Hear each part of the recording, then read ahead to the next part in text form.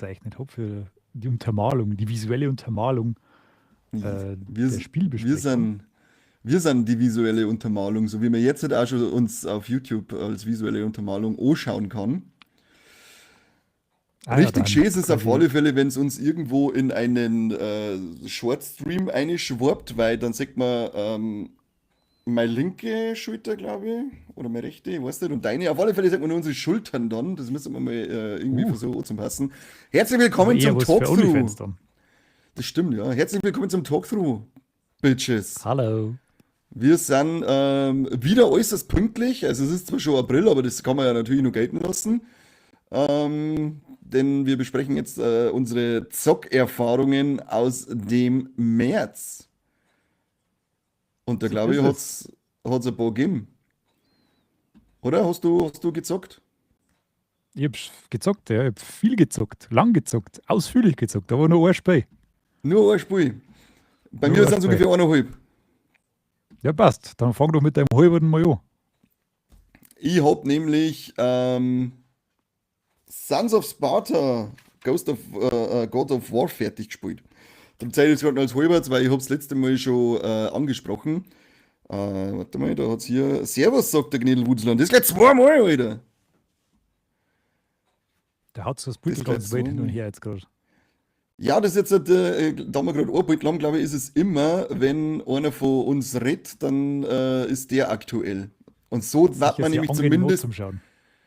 ja, so wird man aber zumindest im Short so, dass man nicht gerade unsere Schultern sieht. Aber jetzt sagt man nur noch mich eigentlich, gell? Also ich habe jetzt da kein Problem damit, Ne, das aber ist nicht richtig live. Da darfst du nicht drauf gehen. Habe ich schon unter ich sehe es ja Kontrolle hier. Du hältst einfach dein auf Maul meinem jetzt. Handy. Ja, ja, das passt schon. Okay. Probieren wir es einfach aus, ist doch uns scheißegal. Satz, ja, A2. Ja, eben, genau. Also, God of War, Sons of Sparta habe ich durchgespielt. Ein Shadow Drop Metroidvania im Kratos-Universum. Und ja, was soll ich sagen, es hat ziemlich Spaß gemacht. 35 Stunden habe ich braucht für die Platin-Trophäe, wo es vollkommen okay ist für so einen 30-Euro-Titel. Ja. Ähm, War technisch nicht ganz ausgereift, muss ich sagen, bei manchen Sachen, aber leichte Bugs gehabt bei Gegnern, dass die zum Beispiel hängen bleiben oder es hat Ohren gegeben. Es gab dann irgendwann mal ein Patch oder eine Update-Datei, aber ein Gegner war immer das, was so komische, wie heißen die komischen Krähenviecher mit Füßen, Valkyrienmäßige Mistsau auf alle Fälle. Und die ist sowieso, die fliegen irgendwie so hin und her und die ist dann immer in den Bezirk, wenn ich reingerannt bist, dann ist einmal so umgeflogen und ist dann der Ernten außerhalb vom Beutel hängen geblieben. Und das jedes Mal. Und sowas hat es halt ab und zu mal öfter gegeben, dass irgendwo der Gegner hängen bleibt. Aber nie so, es war Gott sei Dank nie so auffällig, dass das irgendwie spielstörend worden war, weil es doch relativ selten war. Was ein wenig blöd ist, wenn Höhenversätze sind, wenn du unten stehst und da ist so eine Stufe und der rennt um, dann greifen sie die nicht an. Da hast du dann oft leicht das Spiel gehabt, dass du von unten am Schienbeiner kaputt haust. Das fand ich ein wenig blöd. Das ist, ja, das macht sie dann im Vergleich zu anderen Metroidvania, die man gewohnt ist, wesentlich einfacher, weil du da halt einfach mal schnell einfach unten stehen bleibst, so, dann haust du eine Schienbar kaputt und dann können sie nochmal gescheit hatschen und kämpfen und dann hast du gewonnen. Audio hat ab und zu ein Problem gehabt. Es ist, Audio. ja, die Zwischensequenzen sind nämlich synchronisiert. Das fand ich ganz cool, weil ja auch der Originalsprecher, der Deutsche vom Kratos da war, wenn er der erwachsene Part gesprochen worden ist, aber auch diese Jugendparts von einer sind voll synchronisiert worden, was ich an sich voll geil fand, aber halt blöd, wenn es dann ab und zu war es einfach stumm. Du hast ja vor allem Untertitel da gehabt und es war die ganze Zeit stumm oder es war nicht mehr synchron, das habe ich auch ab und zu gehabt, dass du dann gesehen hast, okay, jetzt darf er eigentlich eher reden und dann ist die andere Stimme gewesen. Das ist mir relativ im Verhältnis zu den anderen Fällen relativ oft aufgefallen. Das fand ich ziemlich schade. Da gibt es dann ordentlich Abzug in der B-Note. Also du tauchst nicht mehr auf, gell, am Beutel auf YouTube. Das bin nur noch ich. Nur noch ein Seppi. Ja, wurscht, solange man nur Die, die sagt. Solange man nur die sagt, das passt doch auch. da mache ich es ganz so, Ja, dass ich genau, synchronisiert werde quasi. von mir. Was cool gewesen war der zusätzliche Schwierigkeitsgrad, weil du bist ab dem letzten Drittel bist du vollkommen overpowered gewesen. Oh, Also ein da war eigentlich, Balancing-Problem quasi. ja genau, also wirklich so ab dem letzten Drittel bist du so stark, dass du eigentlich keine Probleme mehr hast mit, egal ob mit Endgegner oder sonst irgendwas. Da war es cool gewesen, oder war es cool, wenn man vielleicht noch irgendwann einen Schwierigkeitsgrad nachreicht, dass das Ding ein bisschen fordernder wird. Aber ansonsten hat's sau viel Spaß gemacht, hat auch seine fordernden Momente, die aber halt dann immer weniger werden je größer der Fortschritt wird. Und sie haben ja noch einen Zweispieler-Modus dann eingeführt, die Grube der Qualen heißt die. Da kann man dann im Couch-Koop ein wenig Monster metzeln mit ein paar Herausforderungen und du steigst halt immer weiter hinab in dieses Loch, in diese Grube der Qualen. Ist nett, braucht man aber nicht, aber schön, nice to have, hätte ich jetzt einmal gesagt. Das war's eigentlich zu God of War. Recht viel mehr gibt's jetzt zum Sagen, weil ich habe es ja in der letzten Folge schon mal angeschnitten, das Spiel. Da habe ich ja schon ein bisschen was gesagt von der Grafik und so. Drum hört sich die vorherangegangene Talkthrough-Folge nochmal an, wenn ihr mehr wissen wollt. Und dann fügt es mit der heutigen zusammen und dann wisst ihr alles über God of War, Sons of Sparta und was ich davon halte. Auf alle Also Fälle, zusammengefasst ein netter God of War Snack, aber nichts, was irgendwie großartig in Erinnerung bleibt, oder? genau. Also kann man auf alle Fälle spielen, macht man nichts verkehrt. Sind gut investierte 35 Stunden und gut investierte 30 Euro. Do it. No? Okay. Do it, Kann man jetzt, wie vielleicht, gesagt. also war ein schönes PlayStation Plus Spiel eigentlich, oder? Ja, das auf alle Fälle. War ja schön zum Streamen gewesen, aber dann habe ich es vergessen, wie ich damals schon erzählt habe und dann war ich schon 5 Stunden drin und mir gedacht, die fangen, wie sind noch mehr oben eigentlich offen. Die schenken nochmal Streaming-Equipment. Ah, da kommt die Katze. Alter, was tust du? So, Seise ist auch da, aber dere Seise. Das ist gar nicht Seise, dass du da bist. Oh, heute Super aber. Witz. So, hau das aus. Guten Dad-Jokes. Aber hallo hier, ich bin ja schließlich schon fast 27 Jahre alt. Katz, was tust du denn? Fast. So. Ganz knapp. Was tust du am Dudesocken tun? Du hast gesagt, ein Spiel hast du nur gespielt, du warst also ein stinkend faules Schwein. Ein stinkend faules Schwein, ja, das sie durch Crimson Desert gestinkfault hat. Auwitzwick. Man hört ja sehr, sehr durchwachsene Sachen von Crimson Desert. Also ich war absolut überzeugt, weil man Katzenrüstungen nutzen kann. Und sie scheinbar auch eine kleine Katzenarmee aufbauen kann dadurch. Aber es ist ja nicht für Keine jeden Ahnung. Qualitätssiegel. Also, zwischenzeitlich wollte ich schon mal aufhören mit meinem Job, wollte dann Landschaftsgärtner werden oder irgendwas anderes, weil das so unendlich frustrierend war, so was habe ich noch nie erlebt. Ich hab So schlimm? die haben 2 Wochen vorher haben sie quasi die Testversionen austeilt und haben dann das freigeschalten für uns und haben dann gleichzeitig auch, das ist oft der Fall, dass dann so ein Discord-Server angelegt wird, wo dann alle, die da irgendwie beteiligt sind, sich unterhalten können und dann kannst du Fragen stellen, wenn du irgendwo hängst und so weiter. Und ich habe noch nie erlebt, dass so ein Server so krass explodiert ist wie der. Also das war brutal, weil da jeder fast durchdreht war mit dem Scheißdreck. Die haben, die haben Sachen da drin, Fälle da drin gehabt oder komische Ideen drin gehabt, die werde ich nie verstehen. Niemals. Also grundlegend ist das ja ein Open World Action Adventure. Das ist ja mehr sowas wie Zelda und Assassin's Creed als irgendwie Elden Ring oder Kingdom Come oder irgend sowas. Also das ist kein Rollenspiel, auch wenn es ein paar so mini Online hat, aber das ist einfach nicht. Das hat keinerlei spielerische Tiefe. Das ist im Prinzip eigentlich ein vorgefertigter Charakter, in dem du neue Fähigkeiten freischaltest. Das hat wesentlich mehr mit Assassin's Creed Valhalla gleich, was den Teil angeht, wie mit irgendwas anderem. Hey, wir haben eine Spende vom Ähm, Seise gekriegt für 1,87. Da gibt es ein Potato. Ich weiß zwar nicht, woher dieser Wert kommt mit 1,87, aber vielen Dank. Okay, Steuern abgesetzt schon. Wahrscheinlich hat er gleich obergerechnet, ja. Übrigens, Krawallmaus und der Philipp sind auch da. Schön, dass du da seid. Grüß euch. So, wo war jetzt? Genau. Und sie haben unwahrscheinlich viel Spielmechanik. Also es gibt quasi kein Open-World-Spiel in den letzten 10 Jahren, das sie da nicht wiederfinden drin. Also die haben quasi alles wie ein Staubsauger aufgesammelt, was es irgendwie gibt und haben das meist ja mehr oder weniger sinnvoll in das Spiel integriert. Die haben, soweit ich weiß, hat die Entwicklungszeit 7 Jahre dauert. Also die haben sehr viel immer wieder umgeworfen und wieder dazu da, und das merkst du am Spiel dann brutal. Die Handlung ist ein Clusterfuck vor dem Herrn. Das ist völlig uninteressant. Das braucht kein Mensch. Das hat gar keine Spannung, nix. Das dauert irgendwie, ich weiß nicht, 15 Stunden oder sowas, bis du mal merkst, dass du überhaupt eine Handlung spielst. Also das ist katastrophal. Kannst wirklich, findest nirgends so. Ich verstehe überhaupt nicht, wie es das Spiel geschafft hat, wie man sowas schreiben kann. Das ist so unsinnig. Echt? Ja, brutal. Hey, nochmal, Seise haut nochmal 1,69 raus, gibt's noch mehr Potato? Ach so. Und der Fritten ist da, Habaneri. Ja, der 1,69 Ja, da sicher nur beschweren sie schon rausgehauen, weil, was wird sie beschweren? Na, wenn der Seppi zum Beispiel redet, sagt man kann nicht. Ja, so ein Dreck hier. Pass auf, jetzt schaut mal um, dass man uns wieder beide sagt. Total weit. Und Wird's halt. dann sollen, genau, und dann sollen alle, die uns im Short-Feed irgendwo sehen, die sollen dann sagen, hey, ich sag nur Schultern, ich muss auf den Link drauf gehen, damit das Ganze sagt. Jetzt haben wir es richtig gemacht. Musst du immer so 10 Minuten wechseln, dann müssen sie 10 Minuten die ärgern und 10 Minuten die. Ja, oder so machen wir das, ja. Weil Beutel übereinander legen ist ja nicht gewollt von Riverside.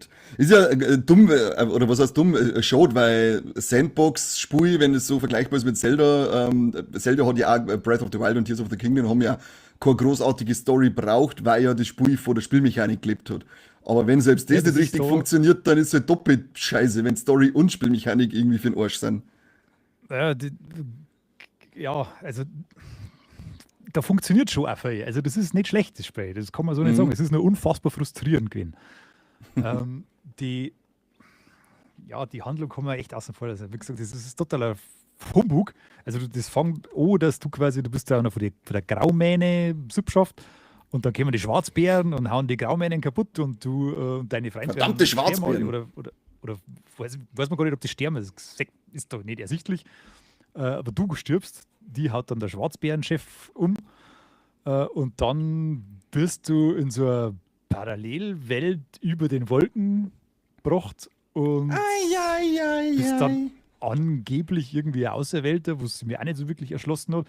Der Typ, den du spielst, der reagiert aber auf gar nichts. Also der hat keinerlei Interesse an seiner Umwelt, der nimmt alles stoisch hin, der wundert sich keine Sekunde lang, was da los ist. Der ist jetzt einfach so, der hat jetzt einfach irgendwelche übermenschlichen Fähigkeiten und ist völlig okay für ihn. Nimm da so hin, passt schon. Ja, Klassiker halt. Fragt nicht einmal nach, und das Spiel erklärt auch nicht, warum das so ist. Also du weißt das nicht, das ist einfach so. Und das bleibt dann auf 50 Stunden so. Es ist einfach so, und müssen wir das so hinnehmen. Dann Ja, nimm sie kriegst dann du mal auf hin. Erde, Hinterfrag nicht alles. hast diese komischen Fähigkeiten und wirst auf einmal auf plumpeste Art und Weise von einer Fetch-Quest in die nächste geschickt. musst du einem Burm ein Schaf zurückbringen. Da ist einer entflohen, den musst du wieder fangen. Da hinten ist eine Räuberbande auf einem Turm, die befreit dich bitte. Das hat alles keinen Zusammenhang. Der Questmarker sagt einfach, du musst es jetzt machen. Das geht ungefähr 5 oder 6 Stunden so wieder hin. Das ist so bescheuert. Also ich verstehe nicht, also Hut ab vor jedem, der sich da durchgekämpft hat und das Spiel nicht wieder zurückgegeben hat nach 2 Stunden, weil das ist wirklich, die ersten 5, 6 Stunden ist pure Scheiße. Also wirklich pure Scheiße. Das ist richtig beschissen. Ich habe noch nie gesehen. Kriege zumindest Erfahrungspunkte für die Fetch-Quests. Es gibt keine Erfahrungspunkte. In dem Spiel Also ich gibt es krieg- keine Erfahrungspunkte. Oder irgendeine Belohnung, Du wirst irgendwas nicht- muss ich kriegen. Nein, also du kriegst da ewig lang irgendwie, du findest da keine Rüstungen, keine Waffen, du kriegst ewig lang den gleichen Scheiß. Du kannst dann schon irgendwo was kaufen mal, du verdienst, glaube ich, ein bisschen Geld oder so. Ja, Aber okay. das hat wirklich keinen Sinn. Du hin und wieder schaltest du mal einen Schnellreisepunkt frei und dann kriegst du mal irgendein Artefakt oder sowas und da kannst du wieder Fähigkeiten. Hauptsächlich durch die Lösung von Rätsel und später dann auch noch Quests oder während Quests. Aber am Anfang nur Dreck. Also erklären sie dir halt dann ein paar so Spielmechaniken, das aber auch wieder so überhaupt nicht organisch funktioniert, dass du den einfach wieder vergisst, weil du brauchst die erst wieder 6 oder 7 Stunden später und dann kannst du wieder, dann stehst du wieder vor einem Rätsel, weißt nicht, was du da ist, wenn nichts vernünftig erklärt ist und dann musst du erst wieder daran erinnern, dass du vor 18 Spielstunden einmal eine Fähigkeit gelernt hast, die du jetzt da hernehmen kannst, das aber nirgends steht oder angedeutet ist. Also es ist so Oldschool. bescheuert gemacht alles. Oldschool. Nicht einmal, ja, voll oldschool. Voll oldschool. Also wirklich, ich war fast gestorben. Andererseits, Aber wenn du da drüber bist, dann wird es ein wenig, oder wie? So hat sie vorher zumindest so angehört, so nach 6 Stunden. was mich am allermeisten aufregt, die meisten Fälle, also eins ist auch noch ganz krass gewesen, du kannst alles in dieser Spielwelt brauchen. Aufklauen und wiederverwerten. Du kannst einen Käfer, der an dir vorbeigrabe, kannst aufheben und mitnehmen. Ja, der Gnädelwurzler hat einer geschrieben, man kann Fruchtfliegen sammeln. Wow. Du kannst Fruchtfliegen sammeln, du kannst alles, was irgendwo rumgewuselt oder graben oder liegt, kannst du aufheben und kannst da, oder fast alles davon kannst du da irgendwie wieder brauchen. Und brauchst auch. Weil du musst zum Beispiel, du kannst dich nur heilen, indem du vorher Mahlzeiten kochst aus verschiedenen Zutaten und das dann isst. Diese Kocherei, das dauert 5 Minuten für ein so ein scheiß Gericht. Da musst du vier verschiedene Sachen durch 4 verschiedene Sachen durchklicken. Da musst 3 Videosequenzen anschauen, die kannst du dann nur zum Teil abbrechen. Das sind so komische Entscheidungen, die einfach, ich verstehe nicht, warum das vorher keiner gecheckt hat, bevor es die Testversionen ausgegeben haben, dass das scheiße ist, dass das keinen Spaß macht, wenn ich mir die ganze Zeit irgendwelche scheiß Sequenzen anschauen muss. Ja, das lasse ich mir beim ersten Mal eingehen. Für das erste Mal kochen lasse ich es mir eingehen, aber dann, wie es bei Zelda war, dann hast du das Rezept und dann kannst du das praktisch mit Schnellklick auswählen und überspringen die Sequenz und dann ist da. Ja, kannst du hier nicht. Du musst einfach immer den ganzen Scheiß anschauen. Du kannst dann schon mit draufdrücken, aber es dauert trotzdem ewig. Also das ist ja das Geilste, wenn es die vor dem Jahren. Möglichkeit zum Überspringen gibt, die aber dann nicht wirklich Überspringen bedeutet, sondern einfach nur kürzer Worten. Noch geiler, Videosequenzen kannst du nicht überspringen, sondern nur vorspulen. Das heißt, die Bosskämpfe haben teilweise so, oder waren es, muss man dazu sagen, die waren so unfair schwer, dass du da sehr oft gestorben bist und hast dann aber wieder die ganzen Videosequenzen anschauen müssen, bist wieder zugesetzt worden und hast die dann nicht abbrechen können, sondern nur vorspulen, so in 1,2-facher Geschwindigkeit. Also sowas Dummes. Und dann die Inventargeschichte. Die haben, durch das, du musst alles mitnehmen, du brauchst einen Haufen Zeug, dass du Sachen bauen kannst, craften kannst, das alles essentiell ist, hast aber ein Mini-Inventar, das nach 5 Minuten voll ist. Dann musst du andauernd irgendwie so kleinteiliges Inventarmanagement betreiben, dass du den nächsten Gegenstand, den du für den Spielfortschritt brauchst, wieder mitnehmen kannst. Und du kannst diese Inventarscheiße hast am Anfang nur so erweitern können, indem du sie eine unsinnigen Quests gemacht hast, wie ich davor gerade erzählt habe. Das ist Spielspaß minus 5000 und ich verstehe nicht, wie sie das geschafft haben, wie sie das durchgebracht haben. Da werden ja Playtests gemacht, da werden ja hunderte Leute spielen ja die Spiele, bevor die rauskommen oder bevor die in die Testversionen rauskommen und keinem ist das aufgefallen, dass das der größte Scheiß ist, den jemals irgendwo jemand gemacht hat. Das check ich nicht. Und was das am allermeisten auffällt. Frankry, Fette Potato, vielen Dank für die Spende. Ui, danke schön. Da Küsschen durch die Allerschlimmste an dem Ganzen ist, diese ganze Kacke, über die ich jetzt geschimpft habe, ist im Spiel, wie es rausgekommen ist, nicht mehr drin gewesen. Also was du in deinem Test hast, die so richtig durch so Scheiße durchwühlen dürfen und jetzt hat das Original, das fertige Spiel hat diesen Mist ausgemerzt, aber du bist noch nicht in den Genuss gekommen, dass du die bessere Version spielst. Doch. Jetzt, die haben quasi an Tag 1, wo das Spiel rausgekommen ist, nachdem ich schon 2 Wochen drin war und schon, weiß ich nicht, 70 Stunden oder sowas in den Kack verbrannt habe, haben die mit dem Day-One-Patch, nachdem ja jeder in dem Test-Discord-Server geschimpft hat ohne Ende, haben die zum Beispiel das Inventar einfach mal um 30 Plätze erweitert und haben das System komplett umgestellt, dass du Inventarplätze einfach kaufen kannst bei Händlern und einfach von Haus aus voll das riesen Inventar hast. Was angebracht ist bei so einem Spiel, was von Haus aus drin sein soll. Aber nein, bei mir hat es nicht gegeben. Ich habe locker pro Tag 1 Stunde damit verbracht, dass ich mein Inventar zusammengekriegt habe. Das ist halt jetzt Gott sei Dank raus. Das muss man ihnen wirklich zugute halten. So viel Scheiß, wie sie am Anfang gemacht haben, so gut haben die aber auch auf die Leute gehört, die denen das gesagt haben, dass das scheiße ist und die hauen wirklich einen Patch nach dem anderen raus und arbeiten an dem Spiel anscheinend Tag und Nacht. Also das ist wirklich krass, was die an Kritik annehmen und umsetzen. Also Hut ab, habe ich so auch noch nicht erlebt. Ja, immerhin, das ist ja, also, wie du schon gesagt hast, hast du die Probleme einfach nicht mehr. Ja, und wie du schon gesagt hast, es soll von Haus aus zwar schon drin sein, aber Fälle sind ja darum gemacht zu werden, das wissen wir ja. Und dann ist ja schön, wenn sie auf die Leute hören. So, der Chlor Schiller ist jetzt da und die Lilupan ist auch da. Schönen guten Tag zusammen, schön, dass du da seid. Und der Chlor Schiller ist zu spät gekommen, das kostet 1000 Euro, habe ich gesagt. 1000! Ja, auf der positiven Seite muss man echt sagen, das ist eine richtig geile Open World. Die ist umwerfend, Die schauen Okay. richtig gut aus, die ist wahnsinnig belebt. Da rührt sie die ganze Zeit was. Sie haben einen wunderschönen Tag-Nacht-Rhythmus. Also auf Nacht ist wirklich dunkel. Es ist nicht so Mhm. eine angedeutete Nacht, sondern du hast da wirklich, du siehst nicht mehr viel. Es ist saumäßig belebt. Du kannst, wenn du auf Erkundung gehst, kannst viel Sachen erleben.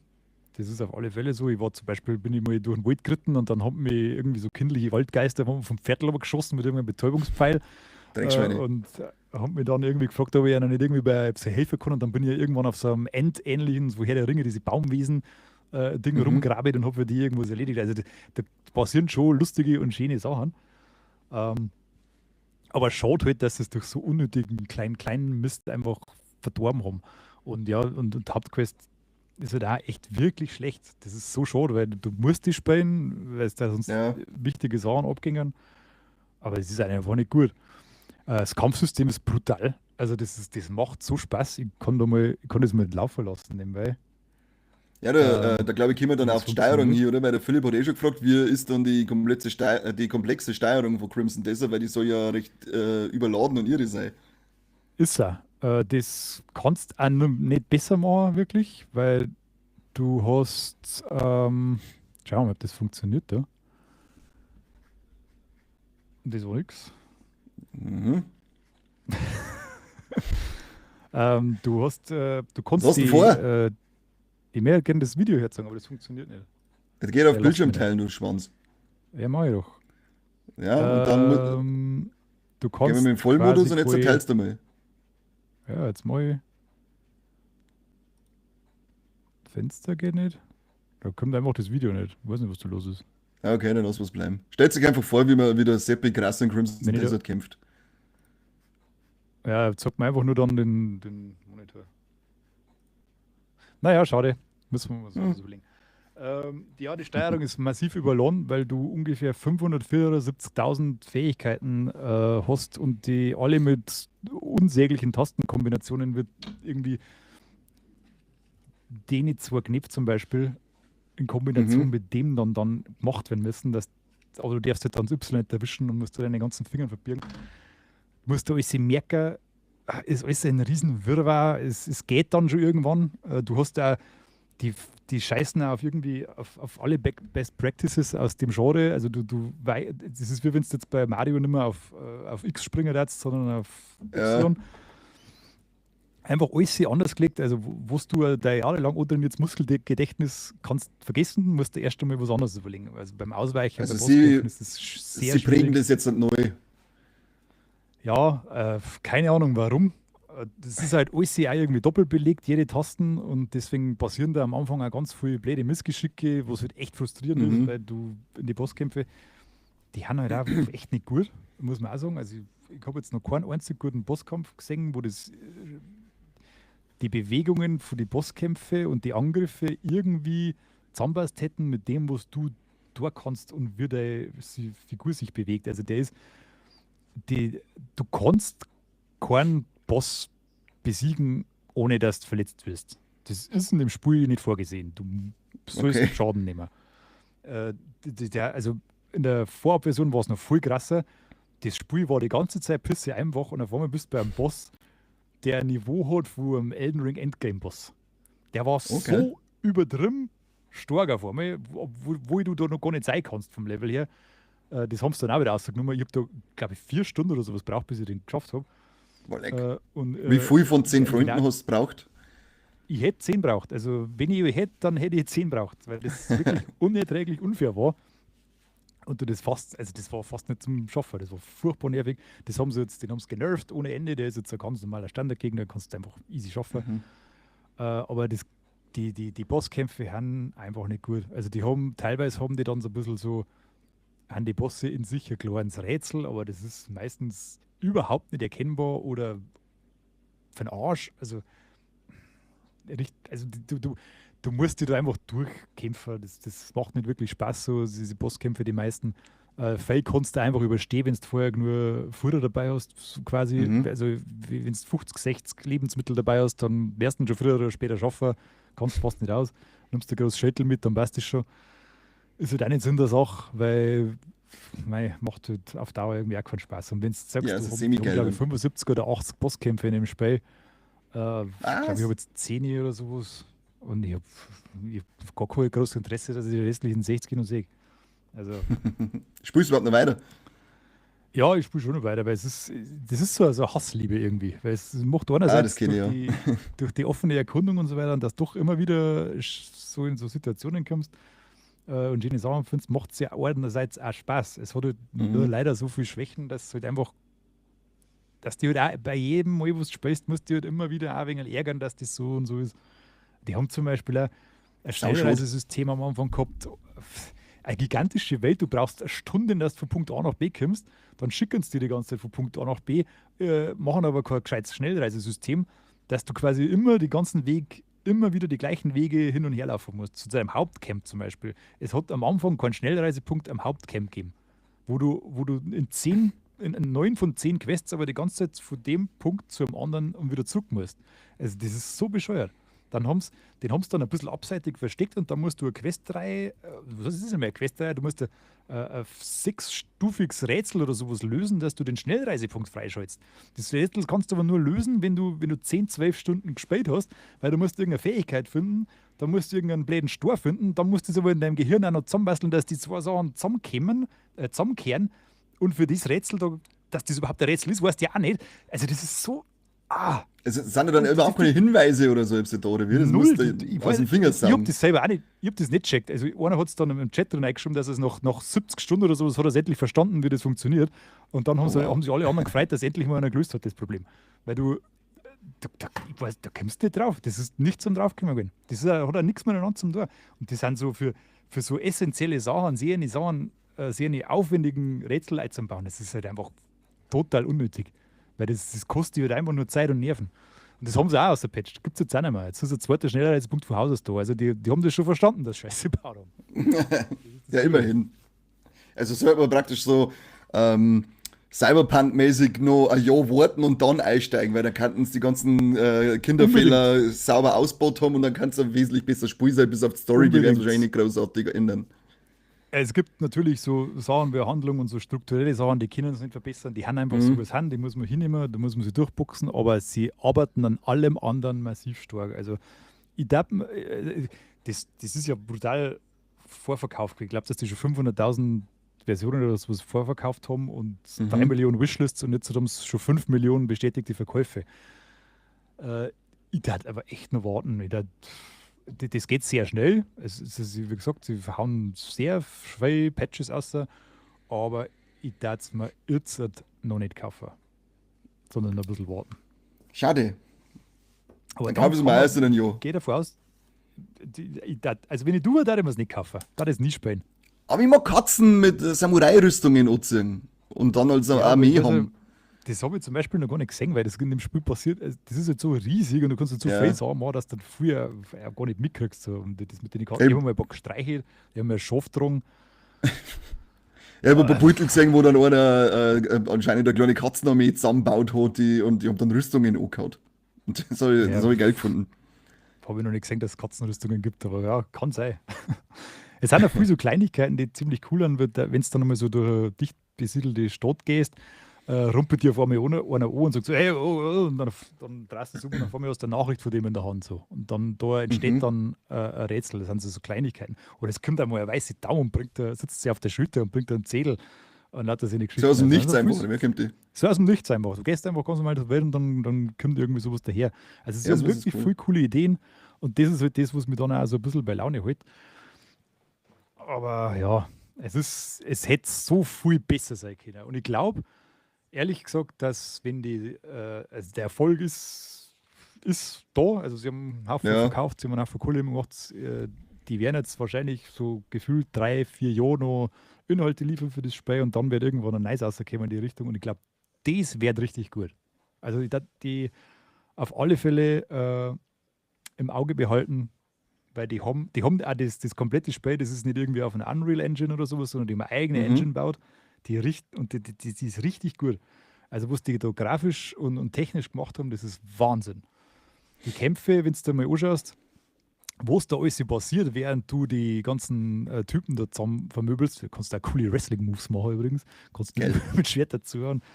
was da alles rumfliegt an Effekten. Da wirbelt es Bladel auf, da fliegen Elementar-Zauberfunken rum. Das ist gigantisch. Und das mit 15, 20, 30 Gegner auf einmal. Das ist schon echt krass, was die in der Engine drin haben. Also, mit denen ist auf alle Fälle nur zu rechnen in den nächsten Jahren, würde ich sagen. Okay. Ja, also Gnedelwurzler meint, man muss studieren und braucht einen Bachelor. So hört Für sich die das an, wenn Steuerung, man ja. Ja, Sehr wie gut. gesagt, ich darf einfach nur ein bisschen warten, wenn Interesse an dem Spiel besteht. Und es kommt irgendwann der Tag, da wird es überall im Internet stehen, dass jetzt das perfekte Spiel ist. Es wird zwar übertrieben sein, weil es das nicht werden kann, aber Mhm. im Rahmen seiner Möglichkeiten wird es dann optimal sein und dann kann man überlegen, ob man es nicht kauft. Okay, ja, mir ist wahrscheinlich jetzt groß. Ich mag so Riesenklopfer Es vermeiden, so stört. gut wie es geht, außer es sind so Hochkaräter, die ich Ja. unbedingt spielen muss, wie Death Stranding 2 zum Beispiel gewesen ist. Du müsstest Aber für die Handlung, glaube ich, also wenn du wirklich nur die Haupthandlung spielst, was fast nicht möglich ist, weil du brauchst bestimmte Sachen, dass du vorkommst, auch aus Nebenquests, weil sonst schindst du wie Sau, mhm. glaube ich, brauchst du 60 Stunden. Und ich habe mit einem von den Entwicklern damals schon geschmatzt gehabt, der hat gesagt, weil ich ihn gefragt habe, was denn das für einen Umfang haben soll, er hat gesagt, das ist Minimum eine dreistellige Zahl, wenn du es in dem Spiel gesehen haben möchtest. Also du kommst da weit in die Hunderten von Stunden rein, hat er gesagt.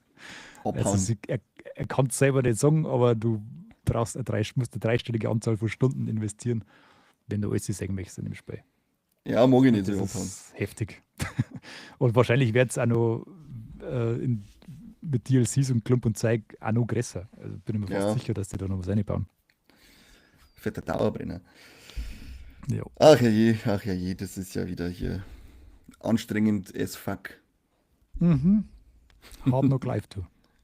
Das stimmt, ja.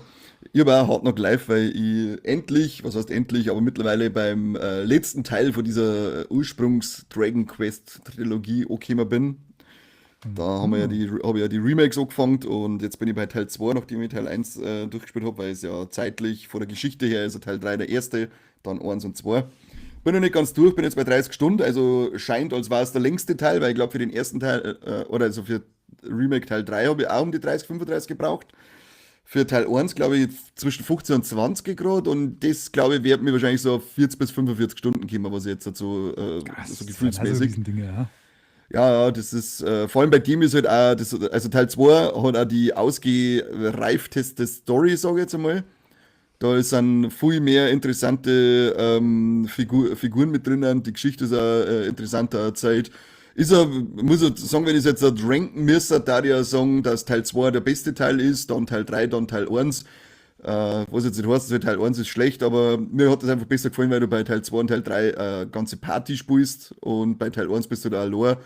Und da habe ich erzählt in dem letzten, glaube ich, dass da viel Grind dann dabei war und das hat man einfach nicht so, das mache ich nicht so und das hast du bei denen Teile jetzt halt überhaupt nicht gehabt. Und ich kann euch nur sagen, also wer auf diese 2,5D-Grafik steht und so JRPGs mag, der macht bei Dragon Quest Trilogie, bei der Trilogie überhaupt nichts falsch. Die kannst alle drei spielen, machen alle drei sau viel Spaß. Ich liebe ja diese rundenbasierten Kämpfe sowieso. Ich freue mich auch schon auf das Dragon Quest Sim Reimagined dann. Bei denen ist es aber auch so, was du vorher erzählt hast, das Überspringen, wenn du bei einem Gegner stirbst und spielst dann weiter oder machst am Checkpoint letztes wieder und musst das Gelaber nochmal anhören, dann kannst du auch nur vorspulen. Es geht so wesentlich schneller als 1,2. Ich glaube, du bist fast doppelt so schnell. Aber der Ding wäre also, warum kann ich nicht einfach überspringen? Warum nur vorspulen? Warum nicht überspringen? Was ist los mit dir? Was ist mit dem Fritten überhaupt los? Das, NX, tut mir leid. Das NX sollte echt leid tun, das sagt man nicht. Was ist los mit dir? was ist denn das? Verstehe Keine gar nichts. Ahnung. Ja, nee, ich glaube, er ist mit dem Kopf auf Tastatur gefallen. Zweimal. Ja, immer wieder, immer wieder. Aber wie gesagt, Dragon Quest macht mir sehr viel Spaß. Bin aber jetzt dann froh, wenn ich durch bin, weil 3 Teile am Stück bist du dann auch bei knapp 100 Stunden in dem. Und es ist halt schon so, es ist ja eine Geschichte über mehrere Generationen verteilt auf dem gleichen Kontinent. Jetzt sind die Karten immer ziemlich ähnlich. Ich kann es jetzt nicht hundertprozentig sagen, ob man immer die gleiche Karten hat, aber es ähneln sich halt Karten und Städte und so weiter. Es werden zwar schon dann immer erweitert, dass sich die Stadt verändert hat und dass es neue Orte gibt und so, aber du spielst halt im Großen und Ganzen immer in der gleichen Welt und darum ist es halt dann über 3 Teile ein bisschen, wiederholt es einfach ein wenig halt dann irgendwann gefühlt. Das ist jetzt beim zweiten Teil fällt es mir nicht mehr so schlimm auf, beim ersten ist mir ziemlich stark aufgefallen, da hat es mir mehr gestört. Aber sie haben es dann beim zweiten, merkst du so, dass da irgendwie viel mehr Veränderungen damit eingebaut haben, damit es nicht es sich so gleich anfühlt wie davor. Aber wie gerade gesagt, wenn ich durch bin, bin ich froh, dass ich es endlich mal spielen habe können, weil ich glaube, bis zu dem Remake hat es ja nie bei uns gegeben, zumindest nicht auf Deutsch oder auf Englisch oder so, sondern ich glaube, die waren nur immer in Japan und es ist geil, dass diese Dinge endlich in unserer Sprache erscheinen, für uns spielbar. Jetzt darf nur noch Chrono Trigger fein, dass wir das mal in so einer fetten Aufmachung kriegen. Das war halt Ja, ein Riesenwunsch, den ich hätte, aber zuerst kommt ja noch dieses Jahr, wie heißt haben wir das letzte Mal schon überlegt, wieder, wo ich gesagt habe, dieses geile 2,5D, das auch so gut ausschaut von Square Enix. ja, das von Und die wieder weiß Octopath ich es nicht Traveler mehr. machen. Ja, genau. Adventure of Norbert Eli? oder so. Also, Ja, oder Harald, ich genau. weiß es auch nicht mehr. Ja, auf das, da kriegen wir eh noch Material, also haben sie noch ein bisschen Zeit, dass sie sich um die Chrono Trigger kümmern, aber kümmert euch drum, verdammte Kacke nochmal. Ich möchte das endlich spielen. Verstehe nicht, Und was ich da so muss, lange dauert. Jeder weiß ich auch möchte nicht, es. keine Ahnung. Ja, wirklich. Jeder möchte Und es es. gibt ja, ich glaub, einen Soundtrack auf Schallplatten gibt es ja auch außerhalb von Japan schon länger zum Kauf. So Mist gibt's, gell? Ja, Aber dann denke ich so, ja, das, was ist mit dem Spiel? Ich breche erst mit dem Spiel, nicht am Soundtrack, du Pimmel. Was ist los mit sie dir? kann ja zumindest einmal das Original wieder spielbar machen, so, weil das ist ja nicht so ohne weiteres möglich. Soweit ich weiß, gibt es das ja nirgends aktuell zum Spielen. Na, Du musst ich halt glaube, die Kassetten haben und das ist halt ein Ding der Möglichkeit bei so einem Spiel. ja, und dann hast du es halt auch nur auf Japanisch, weil ich glaube, es gibt ja, ich glaube, die US-Version englischsprachigen, gibt es schon, oder? Eine englische. ja, ich bin mir jetzt nicht sicher, weil es gab dann irgendwie, ich habe da vor Zeit mal einen Bericht gelesen, ich weiß jetzt nicht mehr, ob das nicht, ob das ein offizielles Ding war oder ob da Fans selber dann irgendwie rumpatcht haben und was gemacht haben, da müsst ihr nochmal nachlesen, aber also irgendwas, da ist auf alle Fälle fake mounted worden, was richtig offizielles für uns hat es noch nicht gegeben, Englisch bin ich mir jetzt nicht ganz sicher, Also aber, muss jetzt, oder hat es ja also nicht, gefährliches Halbwissen, aber ich glaube, dass die das auf dem Super Nintendo in Nordamerika schon ausgebracht haben, aber das war so spät, dass das kein so Erfolg werden ja, können für den Super Nintendo. das kann auch Irgend sein. sowas. Oder Deswegen, da gibt gibt's es da. eine Version auf dem Game Boy Advance oder so, keine Ahnung. Ah, okay, Irgend, das kann sein, das weiß ich nicht. Irgendwas gibt's noch, aber nichts, was mich gerade zufriedenstellt. Legend Ja. of Heroes Trials in the Sky Remake. Sagt mir leider überhaupt nichts, Signal Wutzler. Müsste man sagen, was das ist. Aber wie gesagt, für Chrono Trigger, ich gebe mir noch ein bisschen Zeit, weil ich muss danach eh noch ein Ding durchspielen, Octopath Traveler Zero. Das habe ich leider immer noch nicht geschafft. Und dann Ja, das eben, ist leider auch nicht so gut. ja, das ist super. Und dann eben noch Adventures von Manfred. Und dann bin ich ja erst einmal fertig mit 2,5D Spiele und dann brauche ich Chrono Trigger. Also her damit. Die Unterhosen sind die Und gemütlichsten, sagt der Schiller. Ja, also er spricht hier von Viva la Movolution Boxershorts. Gemütlicher geht's nicht, kauft's auch Leute. gibt es sowas? Ja, Logo gibt's sowas. Also Viva la Movolution, geil auf dem Arsch drauf. Alter. Wild. Ja, Aber und das war auch, Expedition 33 muss dann auch jetzt ziehen. ich wollte gerade sagen, wenn ich das dann fertig habe, dann werde ich Expedition 33 endlich spielen, weil der Seppi hat es mir aufgezwungen und zum Geburtstag geschenkt. Die miese Sau. Manchmal muss man die zu dem Glück zwingen. Ja, es ist scheinbar so. Das wird aber nach, wie gesagt, nach Dragon Quest ist Expedition dran. Unbedingt. Aber mehr habe ich jetzt auch nicht gespielt im Monat, also außer God of War und Dragon Quest. Aber dafür waren wir gestern im Kino und haben uns zockermäßig Super Mario Galaxy Film angeschaut. Wild, Aha. wild. Mhm. Leute, geht's ins Kino, schaut sich den Film an. Seppi und ich haben vorher schon eine Folge dazu aufgenommen, darum werden wir jetzt nicht so viel drüber reden. Aber zumindest gleich mal die Empfehlung, dass ihr euch unbedingt anschauen sollt, weil der unglaublich viel Spaß macht und unglaublich schön ist und es gibt unglaublich schöne Sammelkinotickets, schaut's her. Ui. Die ist ja die schönste. Die du natürlich verlosen wirst an unsere treuen Zuseher. Bevor ich die verlost, Nicht. zündet sie ja an, bevor es einen von denen Krattler gibt. Ich schaue mir ja noch öfter an. Und dann kriege ich die voraussichtlich nochmal und wenn ich es dann wirklich doppelt habe, dann zündet es tatsächlich an und mache einen Livestream draus. Ja, das ist angebracht.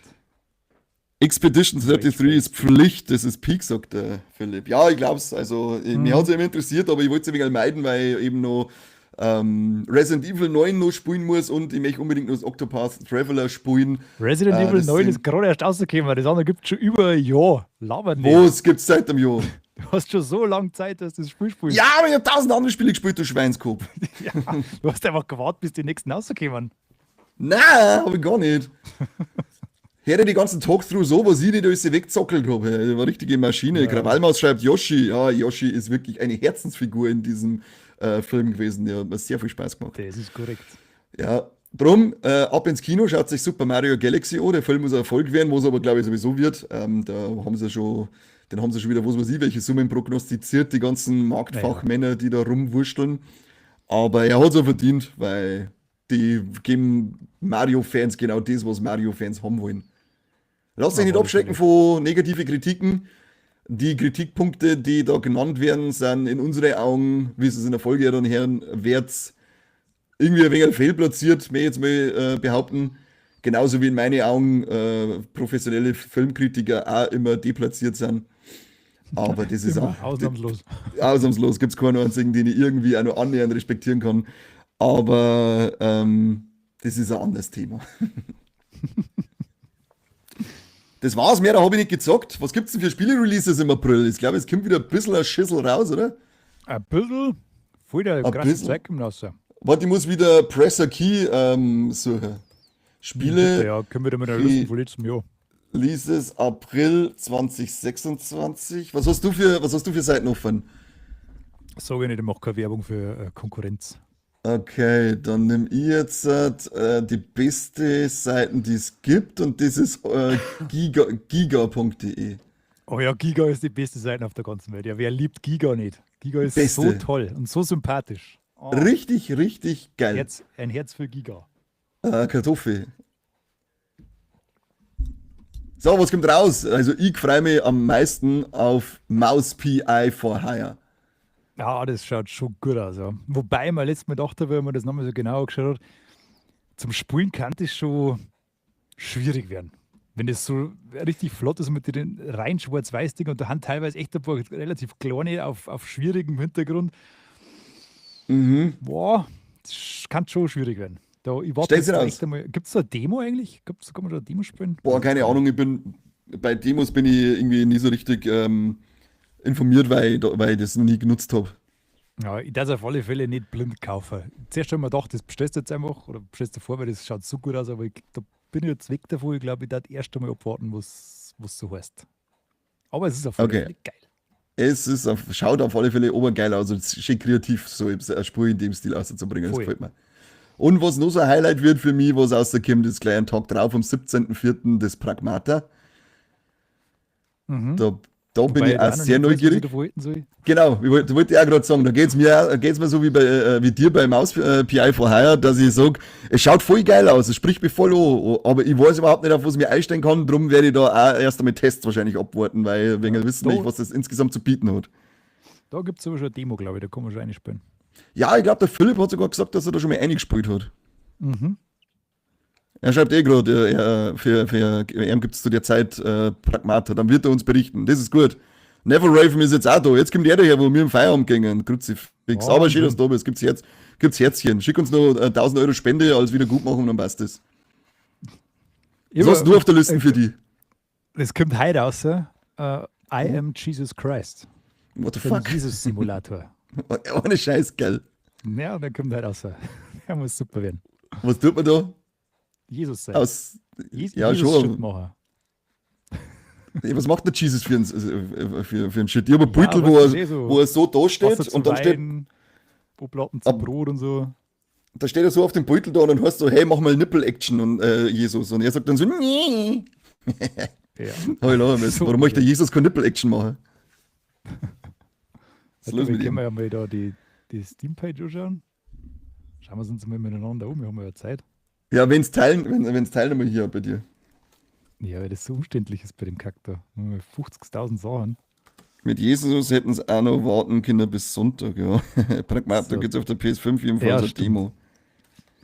Folge den Spuren von Jesus in dieser fesselnden Erzählung aus der Ego-Perspektive, von seiner Geburt bis zur Auferstehung. Wirke beeindruckende Wunder, begegne biblischen Figuren und erkunde das heilige Land von Jerusalem bis nach Galiläa. Werde Wow. der Messias im Spiel I Am Jesus Christ. Wow. Also das ist wirklich, Das das war ist ja Welt. eigentlich ein Stream wert gewesen. Ja, ein Osterstream. Ja, der schön. Aber ich glaube, dass wir straight einen Geheimdienst von Vatikan am Arsch haben, wenn wir das an Ostern streamen. Was es wär's denn gibt da müssen, wenn, 24 Rezessionen. schau mal nach, was Leute so sagen, aber was wär's denn da müssen, wenn du am Positiv. Kreuz hängst? Ich weiß nicht, ob es so weit kommt. Da, das ist eine gute Ja, wenn es Fast bis zur rein. Auferstehung geht, dann musst du am Kreuz hängen, du Saudepp. Die sind wirklich sehr aussagekräftig. Einer sagt empfohlen frohe Ostern, der andere sagt empfohlen Ast rein und der andere nicht empfohlen not good. Wo ist nicht Okay. gut? Du bist nicht gut. Und der Einzige, der mehrere eins oder zwei Wörter geschrieben hat, der hat das Produkt kostenlos erhalten. Sehr geil. Aber er schreibt zumindest dazu, Ja, hab den Disclaimer, das ist nicht von ihm. Ja, sehr SLP, du schaust Also- einmal eine in das Spiel. Was kostet das eigentlich? Das kostet 11,24 €. Ja, könnte tatsächlich einmal machen. Hau mal aufs Ja, dann Steam Deck auf oder so. Ja, schaust du mal eine und wenn es irgendwie ein wenig eine unterhaltende Note hat, dann machen wir einen Stream. Was auch heute rauskommt und was mit Sicherheit cooler ist Darwin's Paradox. Von dem habe ich gelesen. Ist ein nettes Jump'n'Run. Mhm. Jetzt haben wir das her. Schnell. Gleich schon gestorben bei mir jetzt sagen. So, das ist wieder der Jesus.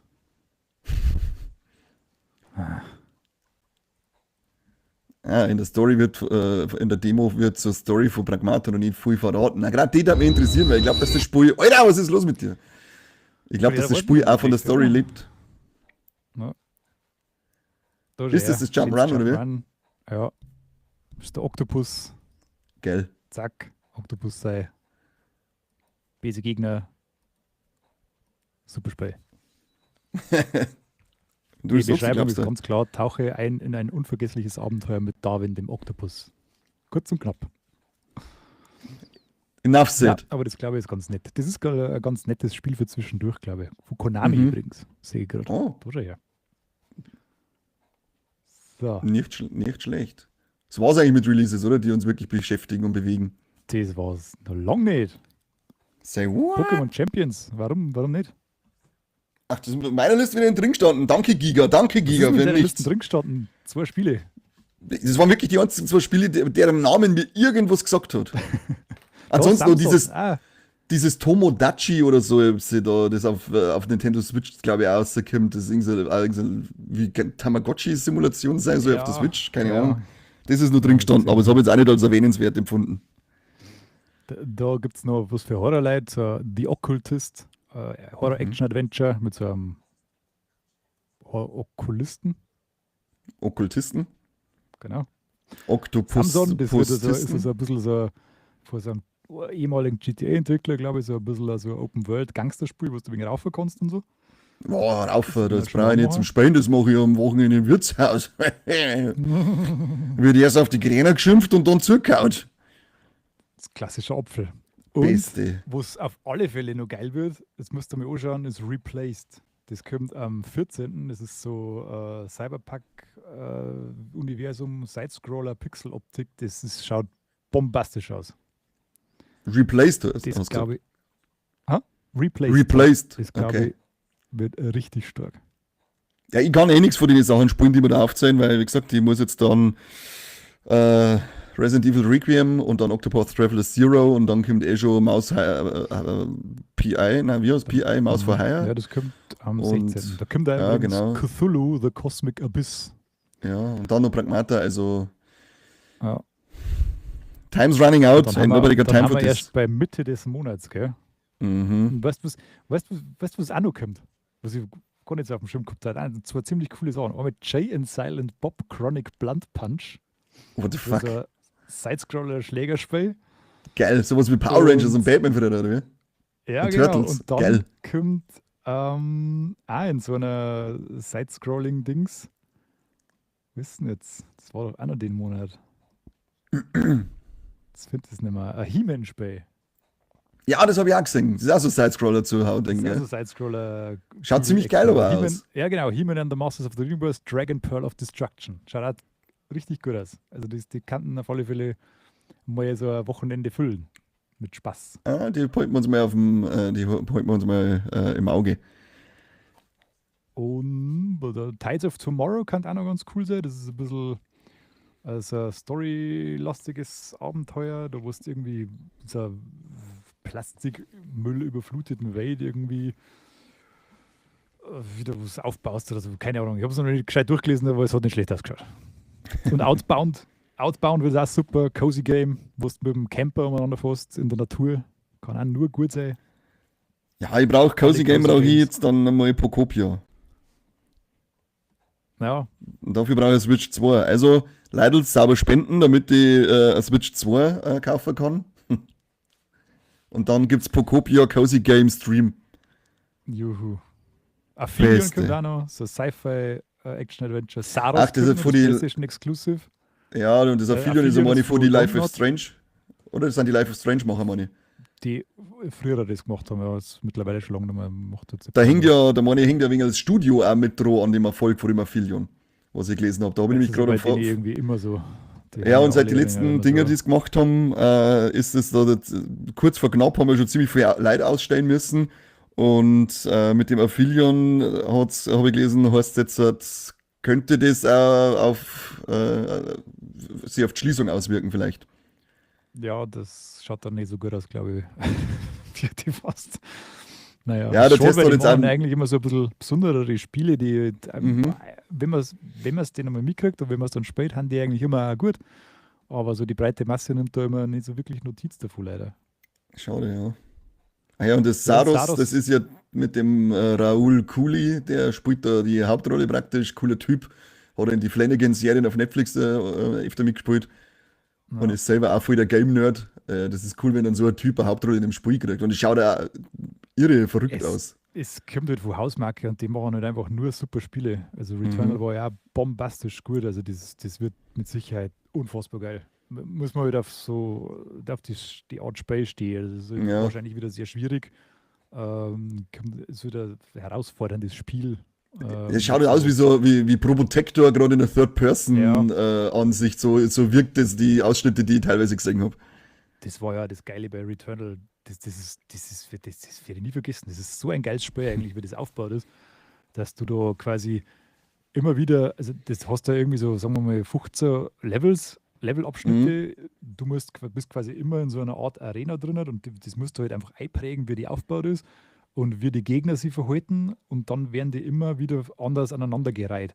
Und du musst quasi innerhalb von einem Run kriegst halt verschiedene Arten von Waffen, die aber immer ein bisschen zufällig freigeschaltet werden und du musst halt immer schauen, wie ausrüst und wirst du in dem Level vorkommst und wirst du Ja. mit den Dinger zusammenkommst. Und du stirbst halt einfach andauernd, aber das hat halt immer einen positiven Effekt, weil du nimmst immer ein bisschen eine neue Handlung mit und du nimmst immer ein bisschen einen Lerneffekt mit und das war so gut einfach. Es war echt Cool. super und deswegen freue ich mich auf diese auch schon wieder. Was tust du jetzt? Muss kacken. Oh. Nein. Muss Was schauen, kackt? dass ich sitzen, weil ich alt bin. Also. Nein, jetzt, Genau. Schon wegen warm war im Spiel. ja, hast geschaut, ob es durchgesickert ist. Rassi. So. Dann Starfield kommt noch für PlayStation und dann Dann war es jetzt aber. weiß ich es auch nicht. Das muss klar. Ja, das klang auf alle Fälle, Leute. Haut's ab jetzt. Ich mag jetzt noch, wir müssen jetzt aufhören, weil in 20 Minuten muss ich einen Kassettenschmerz auch noch machen. Red mir hier schon wieder den Mund fusselig. Wahnsinn. 20 Minuten erst, ich meine 5. Nein, ich habe extra auf 1945 da, weil ich genau gewusst habe, dass wir wieder überziehen. Ja, so haben wir, gell? Leute, vielen Dank an die Eden Spender. Da gibt es hier fetteste Potatoes gegen da raus an euch. Schön, dass ihr dabei wart. Wie Stehen gesagt, lassen. was? Also ein Tattoo, oder wie? Ein T-Shirt müssen wir machen. Brauchst noch. Ein Po-Tattoo. Für Potato. Ja. Und T-Shirts auch irgendwie so Fat Potato oder so. You Fat Potato, keine Ahnung. Überlegen wir uns mal ein Ja, Shirt jetzt mit dem haben wir Spruch. So einen richtig großen Merch-Shop auf mit lauter so geilem Scheiß, der funktioniert, wenn wir uns nicht kennen und dann werden wir reich. Ja, geil, Leute. Das wird Welt. Hinten. Genau, kauft unsere Shirts, kauft unser Merch. Es gibt ultra bequeme Unterhosen, wie der Schiller vorher schon eingestimmt hat. Die sind wirklich Welt und da gehen auch noch mehr Potato und Ermon und Seise aus, weil die zwar die ersten sind, nach dem Geiti Boy, diese Unterhosen geholt haben. Vielen Dank dafür. Vielen Dank fürs Zuhören und Zuschauen. Bleibt dran. Wie gesagt, 1945 geht der Kassettenschmerz weiter. Haben wir noch ein bisschen was. Und es wird geunboxed natürlich. Da haben wir dann wieder hier ordentliche Karten zum Unboxen. Übrigens, der Seppi steigt jetzt auch bei ins Game ein, schon mal ja, Spoiler. Da möchte ich noch einen kleinen Spoiler auslegen. Ich habe investiert in ein Unternehmen, das mir jetzt Trading Cards macht, mir ganz allein und weiß nicht, Ja, klar. 100.000 andere Leute, die insgesamt 15 Millionen US-Dollar in die Kickstarter-Kampagne vom Cyberpunk Trading Card Game eingepumpt haben. Und ich bin einer davon. Und ich habe nicht allzu wenig eingepumpt, also ich kriege einiges an Material, das wir uns dann, wenn die Dinge rauskommen, alle schön gemeinsam anschauen können. Ich freue mich schon wieder. Das wird super. Dann bin ich nur mehr der Einzige, der hier umeinander unboxed. Ripped. Genau. Packs, was sagen Sie mal? Packs rippen, oder? Keine Ahnung. Aber du musst mir dann ein fettes Studio aufbauen mit geiler Beleuchtung und so weiter. Ja, das wird richtig Genau. Aber das geht nicht nur, wenn wir noch mehr Steady-Abonnenten haben und mehr Spenden kriegen, weil sonst können wir uns das nicht leisten. Dann müssen sie mit der Taschenlampe wieder umeinander leuchten und das ist alles für den Arsch. Leute, wir sehen uns 1945 zum Kassettenschmerz. Die Woche, wo Lex rausgekommen mit die Hardline-Chefs Magda und Flo, herzlich euch hoch, ist glaube ich, cool. Und bis gleich. Und schaut unsere Mario-Folge an, die jetzt dann mal rauskommt. Jetzt dann in Genau. 5 Minuten. Ja, wahrscheinlich. Wahrscheinlich. Also, au revoir. Servus.